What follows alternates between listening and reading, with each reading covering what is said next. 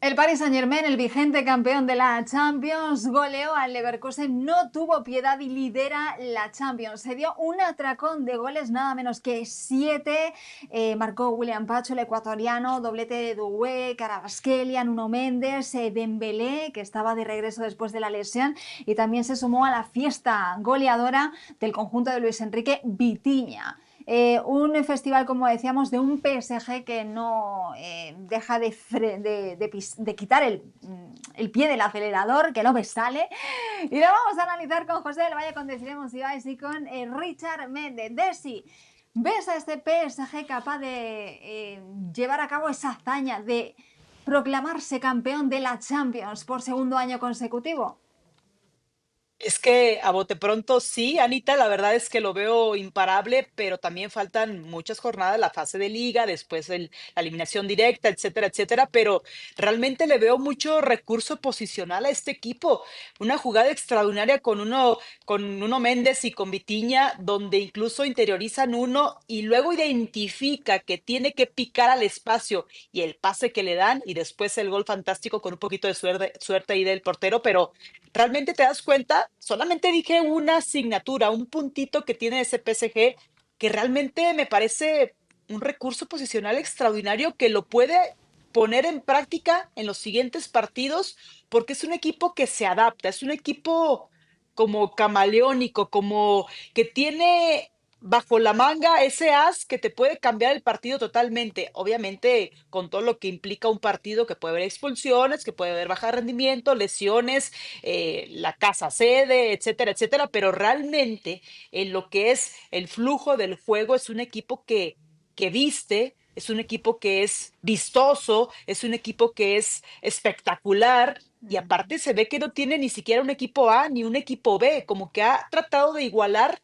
y que no exista esa brecha entre los suplentes y los titulares, o los titulares y los suplentes, desde cuál ángulo lo quieras ver, simplemente se ve homogéneo, un equipo compacto, preciso, saben cuándo presionar, saben cuándo ir a romper las líneas, entre líneas. Es que te puedo decir todos los conceptos futbolísticos y en alguno de ellos rescatar algo de los jugadores de manera individual y colectiva y realmente me parece fenomenal. Es una sinfonía de jugadas que obviamente se ve reflejado en un marcador de 7-2 que pues obviamente ni las manos pusieron los jugadores del Bayer Leverkusen. Histórica goleada, como decíamos, al Bayern, y también con partidazo de jugadores que brillaron. Lo de Doué, por ejemplo, fue fantástico. En fin, tú lo mencionabas también, un fútbol individual y colectivo, ¿no? Que es una máquina perfecta, engrasa todo de una manera perfecta. Richard, ¿está este PSG para ser campeón de nuevo o todavía es pronto? La Champions es larga, ¿eh? Sí, definitivamente la Champions es larga, pero hay que entender que es un equipo que está en idéntica forma que como terminó la temporada pasada. Más allá del capítulo del Mundialito de Clubes, como terminó aquella final, pero el equipo está bien. Y la demostración que da, claro, a ver, también uno mira el 7-2 y te da la sensación, no solamente que es el Paris Saint-Germain, sino que te da la sensación, por lo abultado del marcador, de que es el equipo más potente y un equipo invencible. Pero entendamos algo, el Paris Saint-Germain desde que llegó Luis Enrique logró construirse hasta salir campeón de Europa la temporada pasada. Hoy en día se ha logrado sostener entre plantilla y cuerpo técnico aquel Paris Saint-Germain. El rival que tuvo enfrente, después de lo que había sido con Xabi Alonso, un equipo rebelde, atrevido, pues le quitaron a Xabi Alonso, pero no solamente le quitaron a Xabi Alonso, le quitaron a su mejor jugador, a Florian Wirtz. Hoy en día la versión de Leverkusen creo que no puede ser de pronto un baremo tan idóneo como para medir la capacidad del Paris Saint-Germain, porque ya lo vimos, le pasa literalmente por arriba. Paris Saint-Germain hoy vuelve a ser favorito, sí, por el título europeo, por lo que viene jugando, por la base de los jugadores, por lo gran estratega que es Luis Enrique, pero hay que empezar a verlo ya a comienzos de año y con otro tipo de rivales. Yo creo que ya en una serie del mata-mata habrá que ver si el Paris Saint-Germain está conservando todavía ese estado de forma ante grandes rivales. Recordemos que la temporada pasada en Champions, Paris Saint-Germain entró casi que gateando, que tuvieron que ir al partido extra frente al Liverpool, y ahí es donde Paris Saint-Germain logra meterse en la segunda etapa de esta versión de la Liga de Campeones de Europa. Entonces, yo no sé si ese desarrollo, esa voracidad que hoy le vemos al Paris Saint-Germain, la va a poder tener ya en enero contra rivales más grandes. más grandes que un Leverkusen desarmado, un Leverkusen desorientado, un Leverkusen que no es ni la sombra de aquel equipo que salió campeón de Bundesliga. Pero, por ejemplo, también los vemos jugar contra el Barça, ¿no? Con un equipo con muchas bajas, el PSG, y la verdad es que se comió al Barça, ¿no? En ese rival, en teoría, ¿no? Que podrían haberse visto las caras en la final la temporada pasada. Pero bueno, sí que es verdad, ¿no? Decía Luis Enrique que es bonito, ¿no? Ver la conexión que hay entre los jugadores, un técnico que ha cambiado la historia del conjunto parisino, José, y me ha gustado la palabra o el término que ha usado Richard de insaciable, ¿no? Porque daba la sensación ayer de eso, ¿no? Porque uno puede irse ya con una manita y decir, bueno, venga, me relajo, ¿no? Pero oye, si llegan a estar jugando 20 minutos más, le caen a lo mejor otros 5. Sí, totalmente coincido y ahí hay que felicitar al técnico porque está gestionando una gran competencia interna en una plantilla tan profunda donde hay mucha calidad. Cada jugador cuando recibe una oportunidad se está jugando la titularidad porque si no rinde como espera el técnico, el que está esperando lo va a hacer y lo va a hacer de gran manera como viene siendo el caso. Pero Ana, la temporada recién arranca.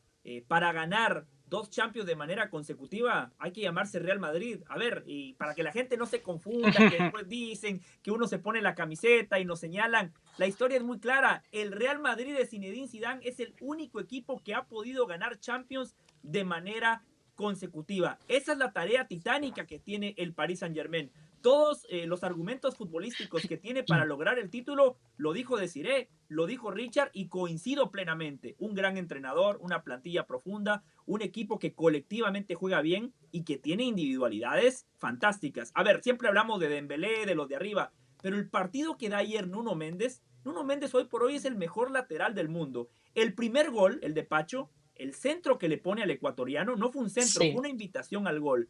Después, el gol que marca Nuno Méndez, un lateral que aparece por zonas interiores porque tiene la capacidad de interpretar el espacio, ataca el espacio y después define como que si fuese un centro delantero. Y en el gol de Dembélé, jugando como lateral, el pase que le da entre líneas a Barcolá es un lateral sumamente completo. Defiende bien, ataca bien, por la cancha de arriba es muy sólido.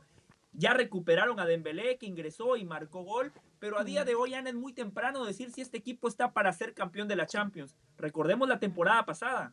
En octubre del año pasado, ni usted, Ana, ni Desiré, ni Richard, ni yo, ni nadie daba al Paris Saint-Germain como el máximo favorito a ganar el título, porque era un equipo que estaba cerca de ser eliminado en la fase de la Liga, un equipo que había perdido contra el Arsenal, un equipo que contra el Manchester City en casa perdía 2-0 y en ese escenario estaba quedando fuera del play-in. Ni siquiera estaba entre los mejores 26 equipos de la Champions. Pero claro, después las temporadas cambian y lo importante es el nivel futbolístico, que la curva de rendimiento te agarre en lo más alto cuando vienen los meses de febrero, marzo, de abril, y ese fue el caso del Paris Saint-Germain. Es que no. José, Sí, perdón, tengo una preguntita. Entonces, el único argumento que leo entre líneas que nos dices y nos explicas es que el Real Madrid es el único que puede hacer esa hazaña por historia y que el PSG, como no tiene historia, que como tiene poquito tiempo, que se acaba de conformar y que acaba de tener identidad, Sí. no puede hacer esa hazaña tan importante de repetir el campeonato. No, no me Solo refería a para la aclarar. historia, deciré. Me refiero a que hasta que yo no vea a otro equipo capaz de hacer lo que hizo el Real Madrid, para mí es muy difícil, deciré. Fíjese que ni Guardiola, el mejor entrenador en la historia, ni con el Super Barcelona pudo ganar 2 Champions de manera consecutiva. Ni con el City lo ha hecho. Con el Bayern Múnich tuvo 3 años fantásticos y fue eliminado en 3 semifinales. Mourinho, otro grandísimo entrenador, resultadista, incapaz de ganar Champions de manera consecutiva. El Bayern Múnich, un gigante de Alemania y de Europa, gana una Champions, pero después le cuesta. Es muy, pero muy, muy complicado, deciré, ganar 2 Champions de manera consecutiva. A eso me refiero. Y después hay que sumar algo que decía Richard Méndez, en lo cual coincido. La Champions es un torneo muy bravo, deciré. Fíjese que en el Mundial de Clubes el Paris Saint-Germain venía muy bien a un partido, que un partido malo lo puede tener cualquier equipo, o un partido brillante lo puede tener cualquier equipo, que eso pasó en la final. Y el Chelsea, que creo yo nadie lo daba como favorito, no nada más ganó, gustó y goleó. Por eso, deciré, yo veo muy complicado que el Paris Saint-Germain pueda ganar la Champions. Bueno, vamos con otra sorpresa en la Champions. En este caso, le llevaron o le dieron un buen repaso. Hablamos del Atlético de Madrid. El Arsenal le metió 4 goles al conjunto del Cholo Simeone. Y hay datos que preocupan en esta derrota del Atlético de Madrid y en esta situación que vio el conjunto del Cholo Simeone, sobre todo fuera de casa. Tenemos una estadística que quiero que la comentemos, chicos, porque el Atlético de Madrid tiene 5 derrotas por más de 4 goles desde que el Cholo tomó el mando en la temporada 2011-2012. 3 de ellas en los últimos 13 meses. Fue frente al Benfica, frente al PSG y frente al Arsenal en el día de ayer.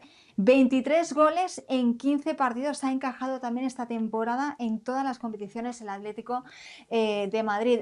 Richard, es una derrota que no le va a pasar factura al Cholo, entiendo, ¿no? ¿O sí?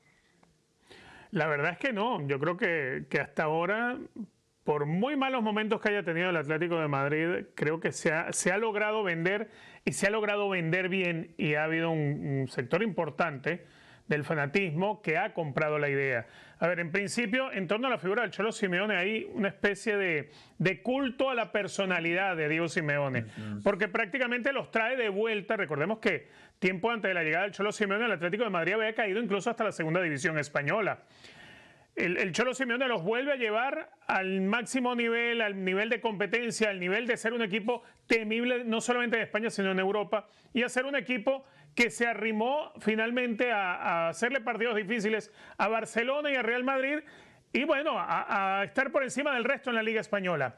Después de aquellos 2 títulos de Liga que logra y el par de finales que jugó de Champions, el Atlético de Madrid se ha convertido en un equipo de conformismo, pero el fanático cree y defiende la tesis de que el Cholo Simeone es ese personaje al que hay que rendirle culto, y si él no está, el Atlético de Madrid va a volver a ser un equipo pobre.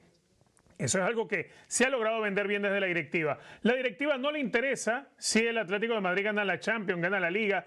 Lo que les interesa realmente es que el equipo cada año logre meterse en la siguiente Champions, porque necesita el dinero que te da clasificar a Champions League para poder mantener esa costosísima plantilla, donde también vale decir, Simeone también es bastante caro, ¿no? Por algo es el más caro de los técnicos en la Liga Española.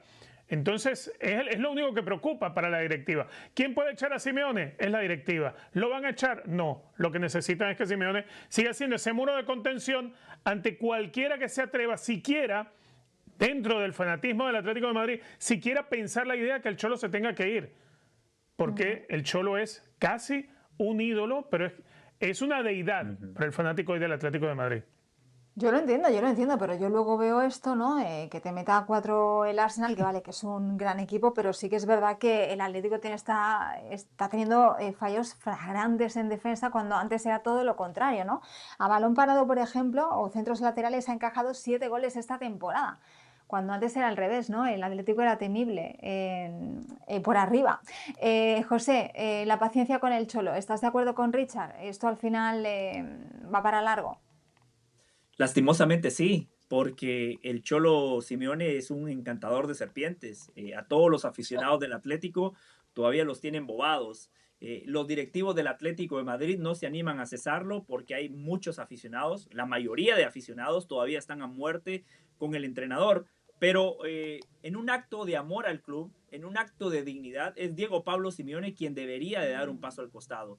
Yo no voy a negar la historia del Cholo, me parece que es un entrenador fantástico, me parece que posicionó al Atlético de Madrid en un lugar que no tenía. Antes de que llegara al Atlético de Madrid, este equipo tenía una década sin ganarle un derbi al Real Madrid.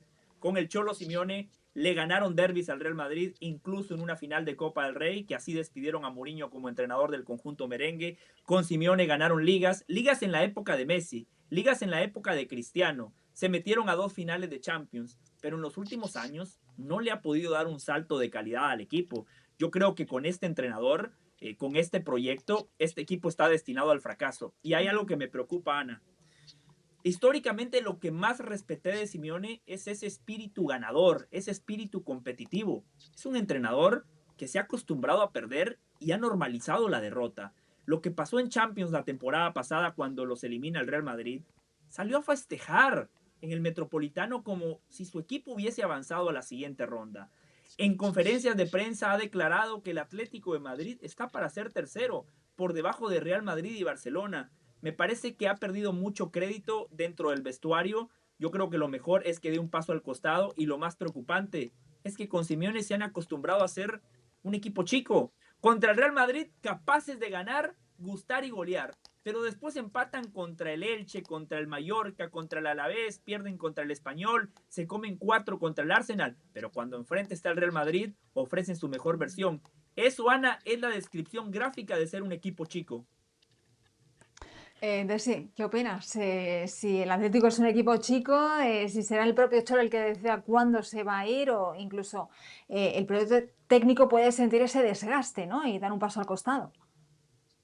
Estaba escuchando las impresiones de Richard y de José, y no es que yo quiera agregar algo diferente. Básicamente voy a rebuscar las palabras y seguramente voy a llegar a la misma conclusión, porque son casi 13 años, ¿no? Desde que llegó 2011, 2012 a la fecha. Sí, la historia que tiene ese gran entrenador le imprimió esa identidad al Atlético de Madrid, pero es como cuando vas a la oficina de la directiva, tú como entrenador que ganas muy bien y tienes toda esta, digamos, marca personal, ¿no? El branding, el Cholo Simeone con Atlético de Madrid, esa relación entre amor y odio que incluso no puedes ver a este entrenador en otro equipo e incluso los jugadores se van a sentir abandonados si se va el entrenador, también la afición un poco abandonada, pero el fútbol moderno exige exclusivamente que haya un cambio institucional a partir de la cabeza, que es el Ujú. entrenador, para que los jugadores jueguen de otra manera, incluso liberados, como esa parte del cambio que es,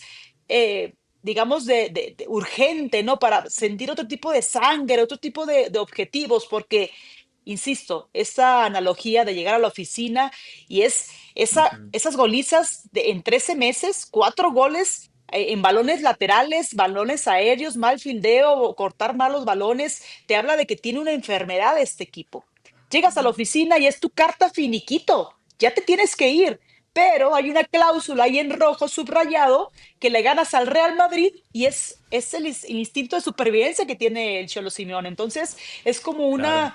un círculo vicioso, ¿no? Es De como algo acuerdo. ya que está como Sí, malgastado, viciado. que incluso los aficionados, la directiva y los jugadores todo el tiempo tienen que tragar veneno y decir, es lo que hay. Entonces, Sí. básicamente lo dije en otras palabras, pero estoy de acuerdo con mis compañeros. Ujú. Buena reflexión. Desi, por cierto, no tiene una salida fácil este fin de semana, el Atlético de Madrid que se va a medir al Betis fuera de casa. Pero el partido estrella de la jornada se juega el domingo en el Santiago Bernabéu, el clásico entre el Real Madrid y el Fútbol Club Barcelona. Después de ese partido que verán en exclusiva en ESPN, estaremos en las redes digitales de ESPN Deportes para comentar lo que nos deje este partidazo. ¿Qué ganas tenemos? Nosotros seguimos aquí en ESPN Deportes Digital.